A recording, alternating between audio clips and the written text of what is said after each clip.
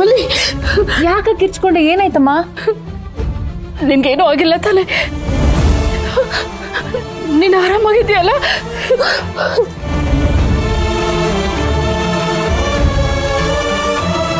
ಅಮ್ಮ, ನನ್ಗೇನಾಗಿದ್ಯಮ್ಮ? ನೀನ್ ಯಾಕೆ ಇಷ್ಟೊಂದು ಗಾಬರಿ ಆಗಿದ್ಯಾ? ಅದು ಅದು ನನ್ನ ಕನಸಲ್ಲಿ. ಕೆಟ್ಟ ಕನ್ಸೇನಾದ್ರೂ ಬಿತ್ತಮ್ಮ? ಹೌದು ಕಣೋ, ಕೆಟ್ಟ ಕನಸು. ಅಯ್ಯೋ, ಹೆದರ್ಕೋಬೇಡಮ್ಮ, ನನಗೇನು ಆಗಿಲ್ಲ. ನೋಡು, ಆರಾಮಾಗೇ ಇದ್ದೀನಲ್ಲ.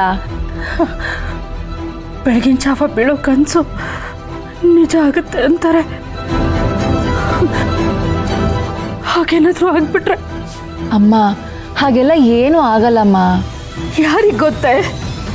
ಮೈ ತುಂಬ ಸಾಲ ಮಾಡ್ಕೊಂಡಿದ್ಯಾ?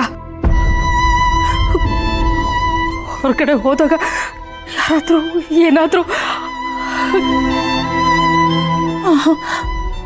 ಹಾಗಾಗ್ಬಾರ್ದು. ಅಮ್ಮ, ಅದು ನಿನ್ನ ಕನಸು ಅಷ್ಟೇ. ಕನಸು ಅಂತ ಹಾಗೆಲ್ಲ ನಿರ್ಲಕ್ಷ್ಯ ಮಾಡೋಕ್ಕಾಗಲ್ಲ ಕಣೆ. ಒಂದು ಕೆಲಸ ಮಾಡು, ನಾಳೆ ಕೆಲ್ಸಕ್ಕೆ ಹೋಗೋಕೆ ಮುಂಚೆ ದೇವಸ್ಥಾನಕ್ಕೆ ಹೋಗಿ ದೀಪ ಹಚ್ಬಿಡು. ಹೌದಕ್ಕ, ನಾಳೆ ಕಾಂಪಿಟೇಷನ್ ಬೇರೆ ಇದೆ. ತುಪ್ಪು ದೀಪನೇ ಹೆಚ್ಚು.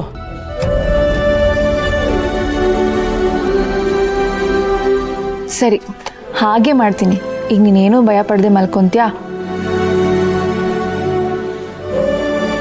ನೀನು ಹಚ್ಚೋ ದೀಪದಿಂದ ಕಂಟಕ ಎಲ್ಲ ದೂರ ಆಗ್ಲಿ ಕಡೆ.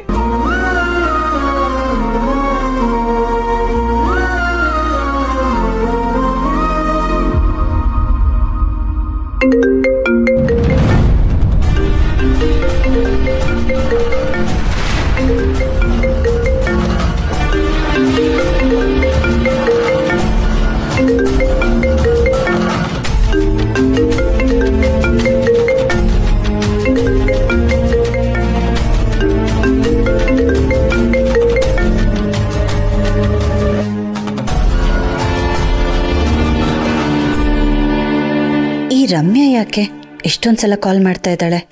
ಅದು ಇಷ್ಟೊತ್ತಲ್ಲಿ?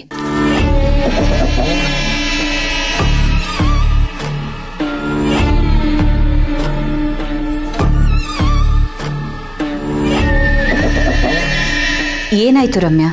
ಯಾಕೆ ಅಷ್ಟೊಂದು ಸಲ ಫೋನ್ ಮಾಡಿದ್ಯಾ? ನಿನ್ ಕಾಲ್ ರಿಸೀವ್ ಮಾಡ್ತಾ ಇಲ್ವಲ್ಲ, ಅದಕ್ಕೆ. ಏನಾದರೂ ಅರ್ಜೆಂಟ್ ವಿಷಯನಾ?